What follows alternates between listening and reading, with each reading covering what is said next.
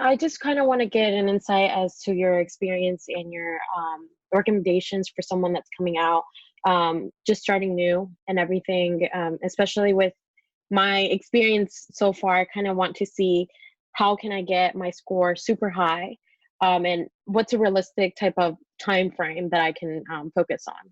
Sure, sure. So when are you planning on taking the LSAT? Okay, so initially I kind of wanted to do like a 6 months journey. But now that I'm taking practice exams and stuff, I kind of want to see if I can probably extend it for a longer period of time. Because especially now that the new exams are coming out, the time frames, I kind of want to make sure that I'm taking as much time needed, especially because they're all, recorded. Sure, sure. So yeah, I mean, you got plenty of time. We're speaking right now in February, very beginning of February, and a 6 month timeline would put you taking the LSAT in August, but you could also take it later in the fall and still apply in the same cycle. I typically recommend a minimum of 5 to 6 months to reach your fullest potential on the exam. But if you give yourself more time, that's even better. I mean, given the LSAT's importance. How long did you study for the LSAT to reach the? I think you mentioned 175, right? Yeah. How long did that take you? So personally, it took me a year, and that was not my intention. I certainly didn't want to study for that long, and I wouldn't recommend it if you can avoid it. I think that 6 months could certainly be more than enough, but it also depends on what your other obligations are like. So what else do you have going on? Are you working? Are you in school? Okay, so right now I'm a full-time student. I'm still an undergrad, and I should be graduating in December. So I do that and also have part-time work. And I was doing an internship at a law firm over the summer. And I was trying to see if during the summertime, I just work completely on LSAT and not take any other more responsibilities. Yeah, I think that's a fantastic idea because you do have a lot going on during the school year. So over the summer, if you can do most of your studying then and then take the LSAT soon afterwards, I think that would be ideal. And then another question I have for you. I think my biggest concern right now is the time in the exam, because if I take a little bit more time examining the question, I score higher than brushing through, because I feel like I miss a lot of little concepts that I have because of the time frame. I get so nervous and I'm just looking at the time.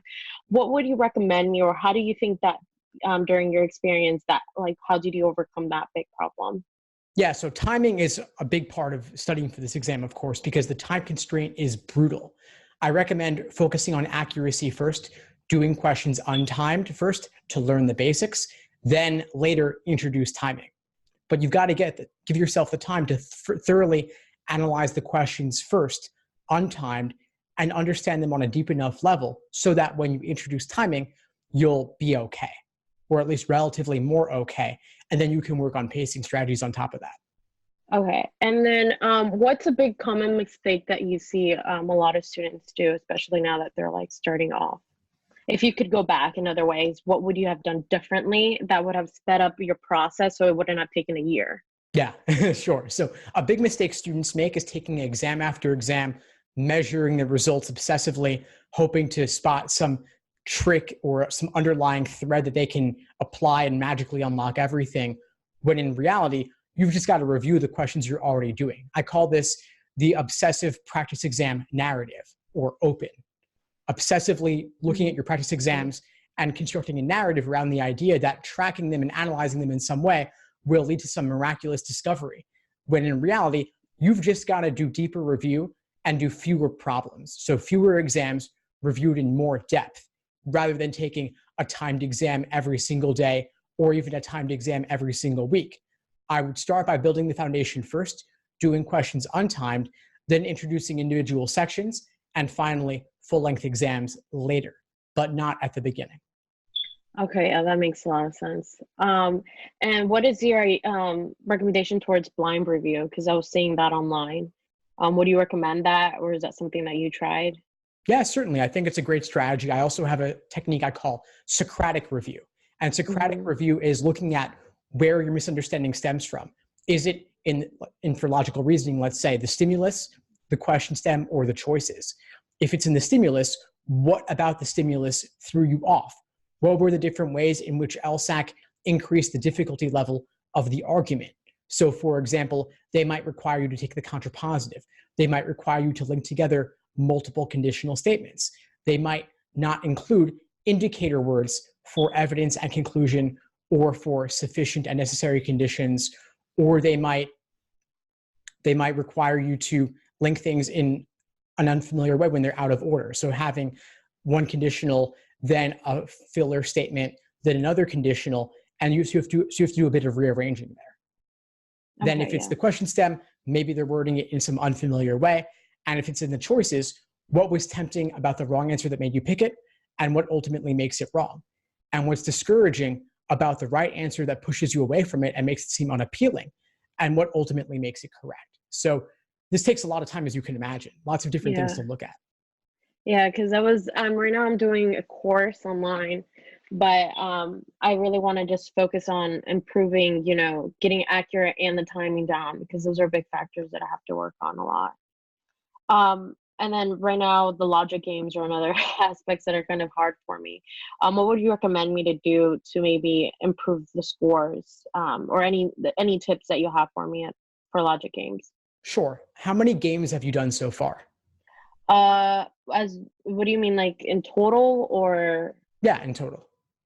I haven't done that many. I don't have like a specific, I can't tell you, because I've been taking exams, and then I take my book, the one that I'm using, and I take that on Saturdays. But I don't have like a specific number. So if you haven't done that many, I would say, of course, do more.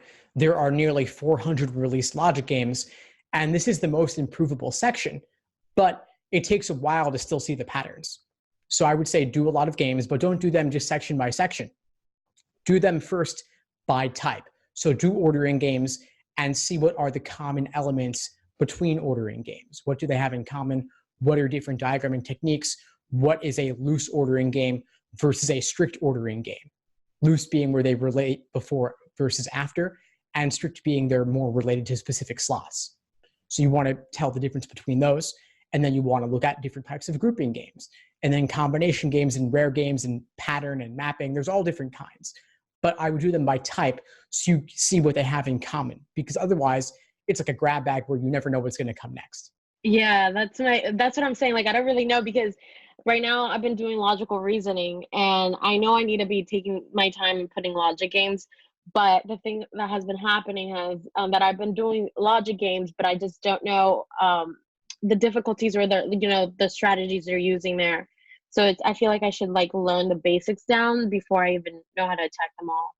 Definitely. So for the short answer is do games by type and redo games to see the more efficient techniques for solving them. But doing by type, not just by section, because it'll take far longer to get at what's really going on when you do them by section, because they're all scrambled together. Yeah, that's what I've been doing, and I'm just like, I don't know which one's the ones, like the orderings and stuff. So it's been I feel like I have a long time to go with the LSAT, but I've been sitting right before this call. I was sitting for like 2 hours. Great. So yeah. Awesome. Yeah, it takes a while to see the patterns, but you've got plenty of time. So don't worry about timing for now. Don't worry about full-length exams for now. Build your foundation first. Start there, untimed, and you'll have plenty of time to introduce the other aspects of the process. Okay. Is there anything else that you would like for me to know, or any questions in specific you would like me to ask you? You want to plan so that step by step, day by day, you know exactly what to be working on so you can remove all the guesswork. Because if you're not sure what to do, you typically end up just doing lots of timed exams and measuring yourself. And I want you to avoid falling into that trap. Yeah. So I've been going through that and just going through each section and then testing myself at a certain period, not testing myself so much, because I feel like that could also discourage me in some way, especially because the initial score, you don't know anything. And then a lot of people were telling me that you don't know how, like right now that I think about the first time I took it, I was just like, wow, like that makes sense, because I just didn't know anything. So I've been trying to get my foundations up as much as possible and see where I can go from there and keep improving. Good. Awesome. Well, sounds like you know what to do. Just keep at it. All right. Thank you so much. My pleasure, Kim. Before we sign off, what would you say is the biggest insight you got from our call today? With the insight, I think that you helped a lot with the games, because that's something that I didn't really know that much about. And the plan of taking, the longer period that I need to focus on the foundations. A lot of people just forget about that, because I've been going through Instagram and seeing a lot of other accounts, and your account has really helped me. I love the videos because they just show, they're very short and very in depth, and it pretty much outlines what you need to know, especially with the time frame. If you focus more on correcting yourself, as you said, and knowing why you got them wrong, rather than just grading yourself and pacing yourself at a way that you won't realistically know what's wrong and what's right. So that's what I took. Awesome. Well, I'm glad I was able to help. Please keep in touch and let me know if you need anything as you move forward. All right. Thank you so much. Have a great day. Thanks for tuning into the show. Please subscribe if you haven't done so already to be notified of new episodes as I release them. And feel free to reach out if you need anything at all as you move forward with your prep. I'm happy to help however I can. In the meantime, I'll wish you all the best and take care.